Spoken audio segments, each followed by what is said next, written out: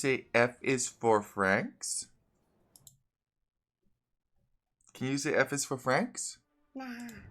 Can you say Franks? Nothing. No Franks? You don't like playing Franks? Can you say F is for Franks? Nah. You don't like Franks? You like or don't like? Don't like. Don't like Franks? But Franks is a pretty decent meme, Civ. You sure you don't like? Say don't like. I don't like. And I don't think many people like Franks if you're a memer. But Franks are actually not half bad at memeing. They have a preconceived notion that you're going to go for scouts. In addition... Oh, they're big. Yeah! Everybody thinks you're going to go Frank scouts. Brain freeze for Franks! Because they can only go one thing. But another thing that they can do very well is take advantage of their berry bonus as well as drop castles very cheaply. Let's go over all of the Frankish memes and my personal favorite meme.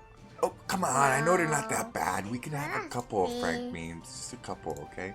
Come on. No. No, really? I don't want. You don't want? Come on. Franks are not that bad. By far, my favorite Frankish meme is the full petard rush. This works so well because Franks have a discounted castle price, the cheapest in the game. In addition, they have the faster collecting berries, which really helps to your overall food flow. Another thing that helps out the Franks for petards is the free farm upgrades. This means that you can keep pumping out petards even later into the game. But Poop, what's the build order? Simple. It's a 24 pop click up, 6 onto food, 3 onto wood, food, because it's good.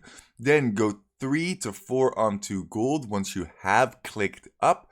Make sure that you have enough wood for a market plus a blacksmith, move everybody onto stone, and then send enough villagers forward to drop the castle. I would say 7 to 9 is probably fine. At that point, you're just going to make petards.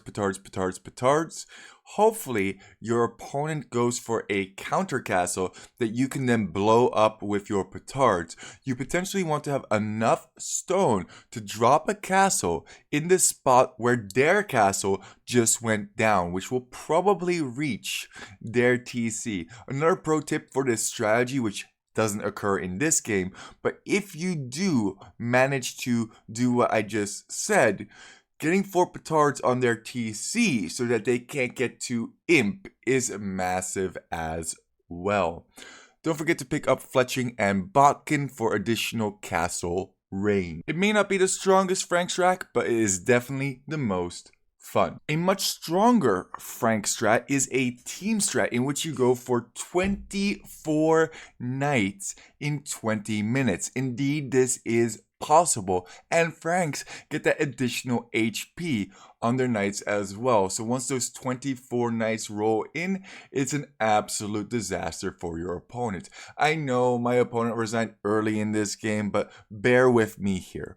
One of your allies is going to TC drop, which means that they don't need as many sheep, so they send those sheep over to you. You are going to start off with 6 onto food, then 4 onto wood, 9 more onto food for a total of 15 on food, then 4 more onto wood, finishing Dark Age off with 4 onto gold.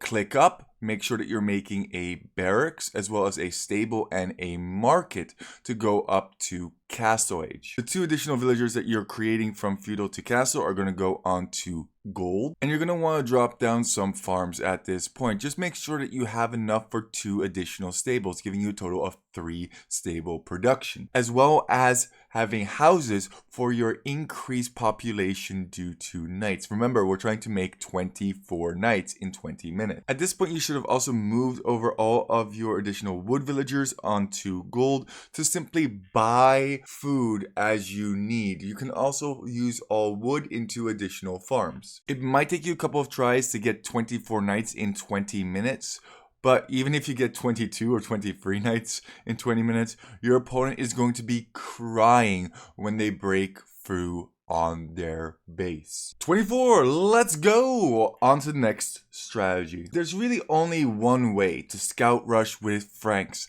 and that is on islands. Now, there's not an exact build order for this, but you're going to want to go up as quickly as possible. Get yourself a dock and a transport ship. I don't think it's worth going for any fish because most players are going to destroy your fish as soon as you hit feudal. Instead, opt for those Frankish additional food farms.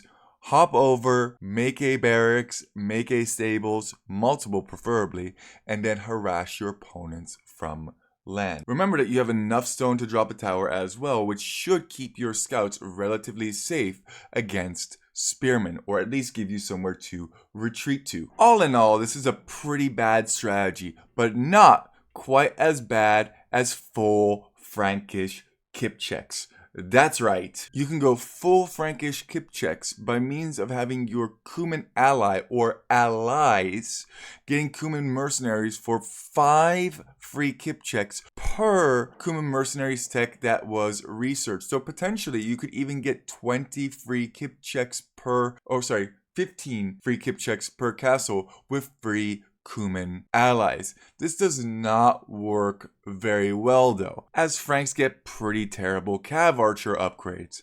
But on the plus side, you have a lot of free kip checks because of the cheaper Frankish castles. It may not be very good, but it is very enjoyable, just like this next Frankish meme strat. This, of course, is the meta boy fake out. We did discuss this one already when we talked about Britons, but it's worth touching upon again. Basically, you're going to use the Frank and Briton reputation to pretend that you're going to go for scouts and archers when in reality you're going to TC drop. This makes for a big surprise on your opponent's end of the field. Okay, I think we've beat Franks with a dead horse. Get it? Because they only go scouts and knights.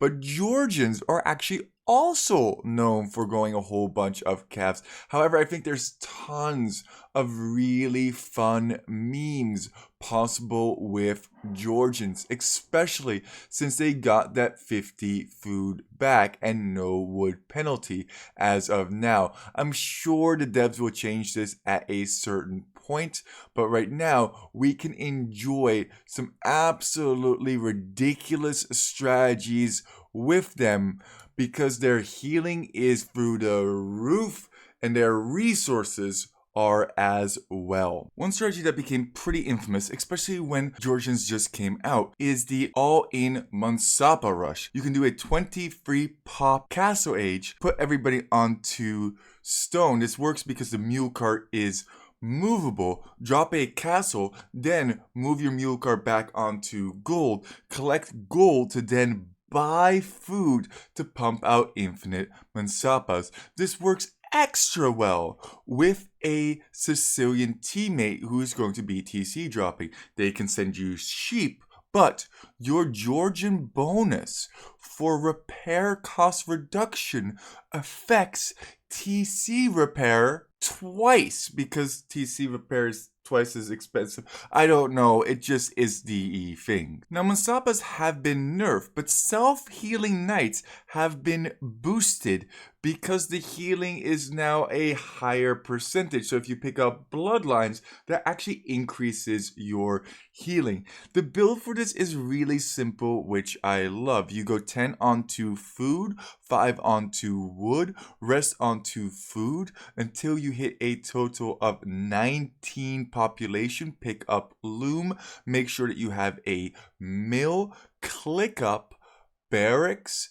no additional villagers, market stables, pick up bloodlines, move wood villagers over to gold, and just keep making knights overwhelming by means of their healing. In other words, your knights simply don't die. You can fight a spearman one-on-one, run it away, heal it up, and so on. Needless to say, this strategy is totally busted.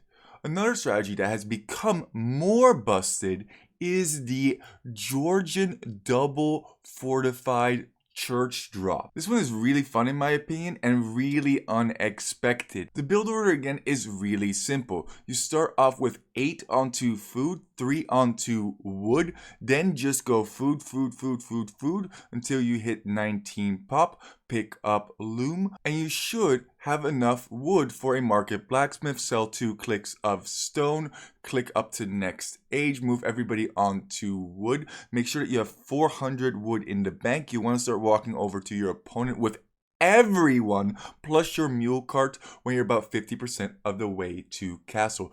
Drop 2 fortified churches in range of each other and have your mule cart on gold to then make monks forward. You can also have wood to make a siege workshop and basically just start pressuring from there. They can't raid you because you're underneath both of your fortified churches. This strategy is absolutely recronculous, but if you want a strategy that is pretty straightforward, I think a good old Georgian TC drop works very well. It's very misleading because you think Georgians don't have any bonuses for TC dropping, but remember, they repair with a 25% discount, so your TC is affected by that twice, which is really nice in TC dropping. Now, I'm not going to go over the exact build order for TC drop because I do that plenty on my channel, but I just wanted to mention this one as well. And with that, don't let your memes just be dreams and keep on walking.